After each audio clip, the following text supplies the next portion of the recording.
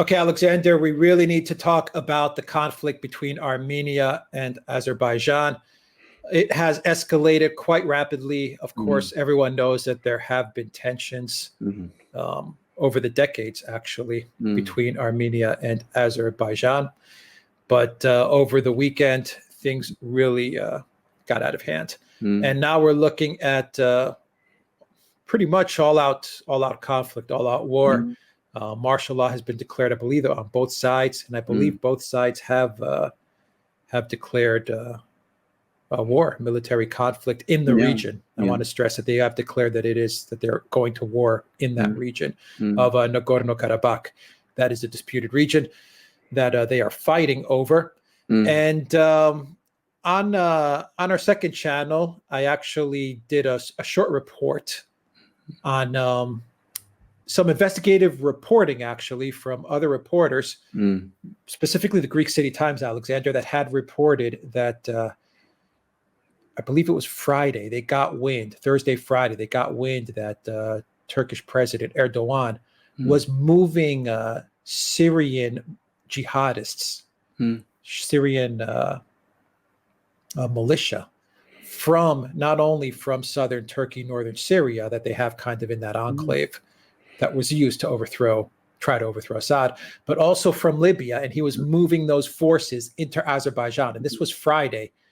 And so the report is something is about to break in Azerbaijan. And sure enough, on Sunday, we got the first indications of the escalation in fighting. So what is going on here? Erdogan it is now confirmed he is actively involved in this theater of conflict. Very bad move. Russia now is also weighing in. Lavrov made some statements that he's calling on both sides to stand down and call a ceasefire. But also, it is worth noting, Alexander, that Armenia does have a defense pact with Russia, and they may call that in. And if they do call that in, then Azerbaijan, but more specifically, I believe Turkey, is in big trouble. So what's going on here? Yes, I mean, first of all, let's just quickly recap. This is a long-standing dispute going all the way back to the 1920s about this region in the Caucasus called Nagorno-Karabakh. It is entirely Armenian. The population is overwhelmingly Armenian. There used to be Azeri people there, but they've left, or they left after a short war that took place in the 1980s. It has functioned as a semi-independent region recognized by Armenia. Azerbaijan claims it, and it has been a constant bone of contention between Azerbaijan and Armenia. On paper, Azerbaijan is a much richer country. It's got oil reserves and it's a major oil exporter. It has spent very, very heavily on weapons. But in practice, Armenia is much better organized. And whenever there's been a conflict between Azerbaijan and Armenia, it is the Armenians who tend to win. And from what I've understood in this present conflict at the moment, despite the fact that all the indications are that the Azerbaijanians initiated the latest hostilities on the encouragement of Erdogan in Turkey, nonetheless, it seems that the Armenians are more than holding their own and are likely to perhaps, achieve another tactical victory. Now, let's now focus on the politics of this. I mean, firstly, let's talk about the Armenian side. Armenia has lots of friends, many more actually than Azerbaijan does. I mean, Armenia has good friends in the United States who are, speaking up for Armenia there. It's got a very strong and historic relationship with France, and the French apparently are now weighing in on Armenia's side too. But it also has a very, very strong and a connection to Russia. It is part of the Eurasian economic system, which Azerbaijan is not. It is a part of the Russian-led collective security treaty organization, which is a kind of NATO light that the Russians run in the territory of the former Soviet Union. There is also a major military base, a Russian military base in Armenia. Russia and Armenia are politically and historically very close. If there is an all-out war between Azerbaijan and Armenia, and if the Armenians call on Russia for help, the Russians will come to their help. I think that point needs to be made clear right from the outset. If you've been following the information from the wire services and you've been looking at the Russian media, that is indisputably what is going to happen. Having said that, the Russians have historically sought to maintain good relations with Azerbaijan also, because they don't want Azerbaijan to drift into the American orbit. So they will try, to the extent that they can, to try and bring this conflict to an end, and they will try to achieve mediation. Now, the wild card is Erdogan. Azerbaijan would not have launched this attack without the support of Erdogan. I should explain that Azerbaijan and Turkey have very similar cultures. Azerbaijan is Shia and Turkey is Sunni, but in all other respects, the cultures are very similar and the languages are almost the same. I mean, they're easily able to understand each other. So Turkey has always had a close interest in Azerbaijan and has consistently sided with Azerbaijan against Armenia, which, for very important historic reasons, has always had difficult relations, obviously, not just with Azerbaijan, but also with Turkey. So Turkey has immense influence in Azerbaijan. Why then is Erdogan at this moment in time stirring things up in this way? And I don't think there's any doubt that he is the person behind this. He made very inflammatory statements supporting Azerbaijan in this conflict. And there is, I think, now confirmed reports, including confirmation from Syrian jihadi leaders, that the Turks are now redirecting their jihadi foreign legion, which is essentially what it's now become, from Libya and Syria into Azerbaijan to fight the Armenians, and there's apparently about 4,000 men involved. So why is Erdogan doing this? Well, I think the reason is actually very simple. He's run up against a wall in Libya, where he's got the Egyptians against him. He's had to back off in the Eastern Mediterranean, where the Greeks put up a strong resistance and were able to get the support of the French, the Greeks and the Cypriots, and the French Navy was deployed. The economy in Turkey is in a very bad shape, and I think he feels he's lost face. He's looking for somewhere else where he can advance. He tried an advance in Iraq a short while ago. That didn't get very far. He's apparently having to give up ground in Syria. There's reports that the Turkish troops are being pushed a bit by the Russians in Idlib province.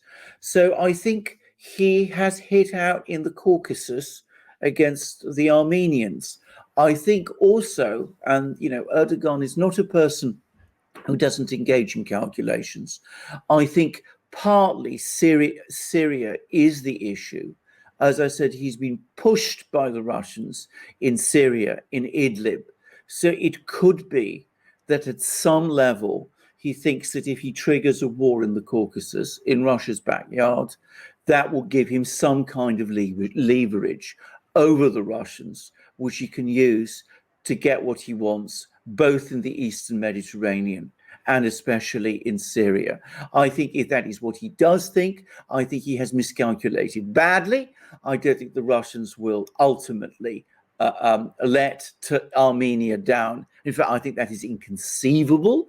I think it is more likely than not that these kind of actions will simply infuriate and exasperate the Russians even more, and that the Russians will stiffen their support for Armenia over the next few days, unless the Azeris and the Turks do what they are telling them to do, which is to agree to mediation, which in effect means to back down. All right. So a title from Zero Hedge, just going off your last point, says Turkish lira crashes to record low, hammered by Armenian Azeri war. So we have that. This is also affecting oil because there is a very a critical pipeline that crosses, that transverses that region as well. But Alexander, okay, France, Greece, they put a stop to, for now, and it looks like we are going to be heading into some sort of mediation there. They put a stop to Erdogan's plans in the East Med. Egypt, he ran into a brick wall against Egypt in Libya, and so Sisi put a stop to him there. In Syria, he ran into the Russians, and they put a stop to his plans in Syria. The Russians, they could have put the hammer down on him in Syria. They opted not to. I think they egged him on a little in the East Med because they wanted to kind of test the waters and see what was going on there, because obviously the Russians don't want to be left out of the East Med. So I think they were, this is just my opinion, I think they were egging, and when I mean egging him on, just kind of nudging him a little in order to kind of play a little bit of spoiler in the East Med, because the Russians probably felt they were getting pushed out. Now he's going to Armenia and he's stirring up trouble with Armenia. And, I don't think that's a very good idea because, like you said, Armenia, they know how to win. They just know how to win. And when is Russia, when is Putin, and when is Russia just going to just say, you know what, we've had enough of this joker? Really? Because the whole world is sitting back. And I'm saying this from Greece, and everyone's sitting back and they're going, Putin, when is enough enough? Because you have been propping up Erdogan now for the past 4 or 5 years, and he is just causing problem after problem after problem. I think for the Russians, I'm going to say that Syria is hugely important, but Armenia is much more important still. It is for the Russians an existential issue. I mean, Armenia and Russia are very, very close to each other, and Armenia is absolutely key to Russia's position in the Caucasus. So if there is any question of Armenia finding itself in trouble, the Russians will come to its rescue. Of that, I have absolutely no doubt whatsoever. And you mentioned Lavrov. Lavrov is partly Armenian. I mean, there are many, many Armenians who are in Moscow, and there are many Armenians who are in the Russian leadership. I mean, these are two countries that have very, very intense and close relationships going back centuries. And Putin himself cares about Armenia. He's been there many times. So, if Erdogan thinks he can push the Russians in Armenia, he's, I think, completely wrong about this. I think he has completely miscalculated that. I would add, by the way, that the timing is bizarre, because just over the last week, the Russian military has been conducting massive exercises in the Caucasus. Putin was actually there with Shoigu, and all sorts of countries, other countries as well as Russia. The Russian military were involved in those exercises, one of which was China. The Chinese actually sent troops there too, and the Armenians participated. But the point is, all those Russian troops with all that equipment are still there, and they are ready to intervene at any time. So I don't think the Russians will want at the moment to bring down the hammer on Erdogan. I think that isn't what the Russians want to see happen, because I don't think they want a crisis in their relationship with Turkey.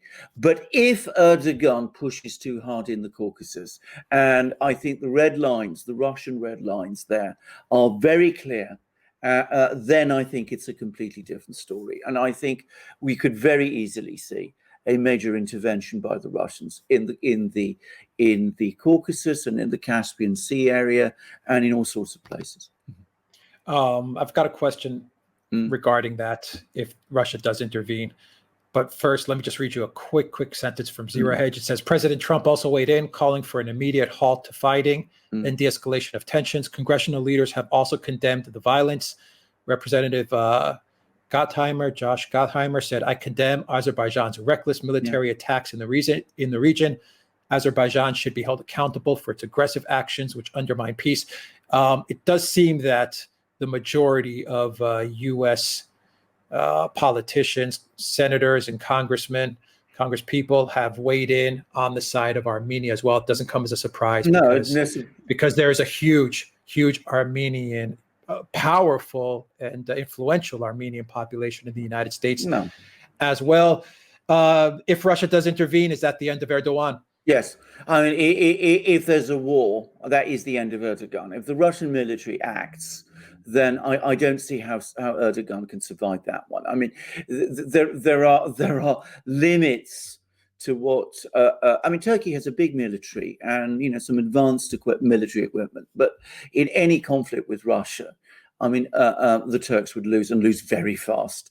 I mean, they couldn't possibly withstand the Turkish military, the Russian military, which operates at many levels higher superiority than the Turkish military does. By the way, there have been many wars between Russia and Turkey.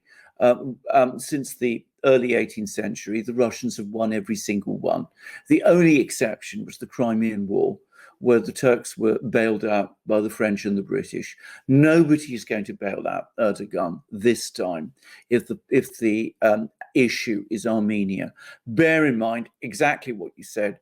The United States and France, by the way, have very big Armenian communities. I mean, on a sort of trivial level, think of the Kardashians. I mean, they're Armenians, but I mean, there are many Armenians, influential Armenians in the United States.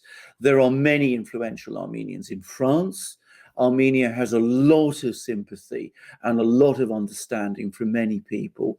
And by the way, there will be some people in Russia who are pointing out that a war conducted by Russia against Turkey in order to save Armenia would be popular in Russia with a lot of people, but it would also probably enhance Russia's prestige. I mean, bear that in mind too. So Erdogan is alone in this one. He can't win. He has shown an ability to back off. As always, the Russians are giving him an off-ramp, not by talking to him directly, but by saying to the Azerbaijanians, let's sit down, mediate, talk to each other. We will mediate between you. That is an off-ramp. And I think he will probably take it. But this is the most risky venture he has embarked on anywhere up to now. Syria was tricky, but he had the Americans behind him for a long time. Libya was even more tricky, but he was able to pull it off to a great extent. And then the Egyptians came in. The East Mediterranean hasn't worked out for him at all. The Caucasus could easily be a disaster. I wonder if Erdogan is just doing this for domestic consumption, in that he knows that he's going to back off, but this is just kind of for show, because he doesn't want maybe the media cycle domestically to say, okay, you went to Syria, lost. You went to Libya, the Egyptians stopped you. East Med, you got nothing done. And now he's just, shifting gears to Armenia, just so he can get like maybe a week or two of the attention away from what happened in Libya and the East Med, and now focused on Armenia. He could, maybe get the media to say, oh, look what Turkey did here with Azerbaijan. We supported them, the mighty Turkish military. The press runs with it for like a week, and it just kind of draws the attention away, kind of just playing off these different regions and just moving from one to the next, these different countries and conflicts from one to the next, so he can just kind of prop up his domestic profile just a little bit as the country implodes economically. This is exactly what he's doing. I mean, I am sure this is the primary calculation. I mean, he's an emotional man, and I think he does get, pulled along by the excitement when he starts things. But then, as I said, he does tend to back off. The problem is, if you go on doing this too much, people begin to start to question. They begin to see through it. They say, well, where is this great empire in Syria and Libya and Iraq and in the Eastern Mediterranean and in the Caucasus that you're promising us? All we say all the time is that you make a big noise and then you back off.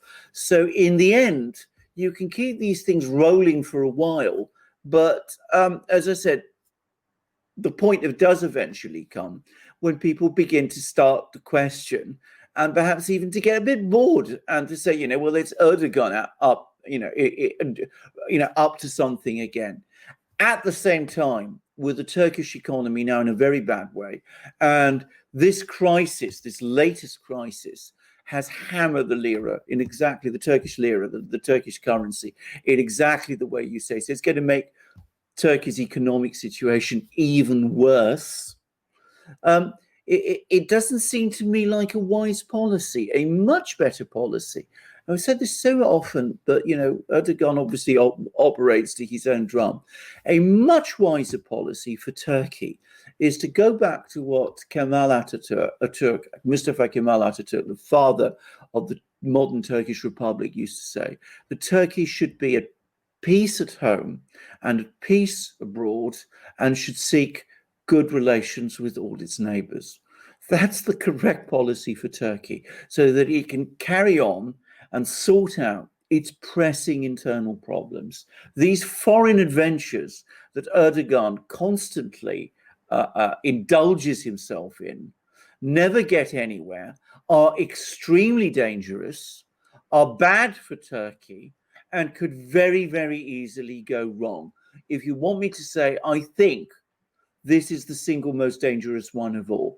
Getting mixed up in the Caucasus, as I said, for the Russians, the sensitivity of this region to the Russians simply cannot be overstated. I mean, if they feel that there's a real risk to Armenia, if they feel that there's a real risk to their position in the Caucasus, they will respond, and they will respond massively. And, the Russians often are, there's even an expression for this, they're often very slow to get on their horses, but when they do, they ride very fast. That is one of the iron rules of, military affairs and of Russian policy. Very reckless by Erdogan, Alexander. And, I just have that feeling that when Russia wants to just pull the plug on Erdogan, they can do it, and he's toast. That's the sense that I get. And maybe he's losing his mind. I don't know. Well, maybe he is. I mean, he's edging closer to that point. Maybe at some psychological level, he would welcome it. That this is the problem with Erdogan. He's a strange man. I don't want to, turn too much into a, mind reader. But, I have sometimes wondered whether a person with Erdogan's vast sense of self-importance wouldn't find it easier to go down in flames as part of some disastrous and heroic adventure than lose an election and lose power because the lira has collapsed. I mean, there is that sort of side to him. We'll see. Anyway, I think, as I said, he's just got enough sense of reality to understand that he's got to pull back again. But, I mean, he really is now venturing into the bear's den. And that is not wise. And he's running out of countries. And he's running out of countries. And he's long since run out of friends. All right, we'll leave it there, and we'll monitor this this story. Of course, we will monitor this. All right, Alexander, thank you very much. Guys, like this video, click on that subscribe button, hit that like, drop us a comment down below. Please donate to us on PayPal, Patreon, and Subscribestar. Your donation helps keep this channel up and running. And go to the Duran shop, pick up some merch. We got all kinds of great stuff in our shop. We certainly do. Actually, I do have an enamel mug. An enamel mug with Armenia. There we go. That's the Armenian flag. Because Greeks have a very close relation with Armenia as well. So. Absolutely. I mean, we were two of the Christian nations under the Ottomans. Of course, the Armenians had a terrible time under the Ottomans. Greeks didn't have an easy time of it either. But of course, the Armenians had it on a horrendous scale. And Greeks are very, very aware of that. I mean, we've always had this strong connection. I should just say, by the way, that though we are Christian peoples, their Christianity, the Armenian Christianity, is different in some ways from the Greek Orthodox one. It's a Coptic church, it's a monophysite church, not an Orthodox church. Just saying. But we always feel very close to them, and they, by the way, have always felt very close to us. Greeks and Armenians are very close. My brother goes to Armenia regularly, so there we go. But we've got lots of mugs with other flags too, not just the Armenian, obviously. We've got the United States. We've got Greece, which is the country I've just been mentioning. We've got, Russia. This is the bear. And I think that's Serbia. I was going to say another country which has strong feelings about all of these issues, and which, by the way, is viscerally very much Armenia's friend. So anyway, but lots of mugs with lots of flags. The flag of your country will be there too. If not now, then soon. Just wait a little. Our mugs are not the only things which have flags on. We also have hats with flags on, as you can see. And this one has the United Kingdom. And that's why my dog is so excited. He is Time thrilled. to go. He is thrilled to see. No, he's thrilled to see. He's a British dog. He's thrilled to see the British flag. So that's what that's all about. Mishkin. We'll end it there. I think your dog is sending you a message. Guys, go to the Duran shop. You'll find the link in the description box down below. Alexander, you got to take your dog out for a walk, I imagine. I certainly do. Right, when he sees the hat on, he says that's what he's up to. That's what Alex Time is to go. All right, all right, guys, take care.